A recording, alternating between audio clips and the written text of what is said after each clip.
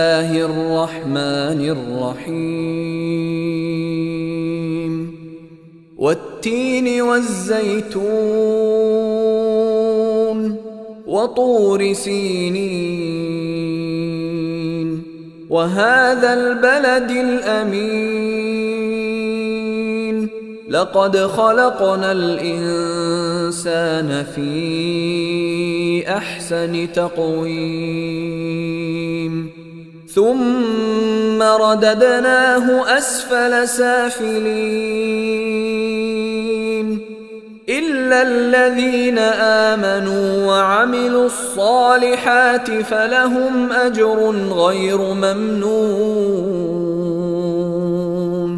فما يكذبك بعد بالدين أليس الله بأحكم الحاكمين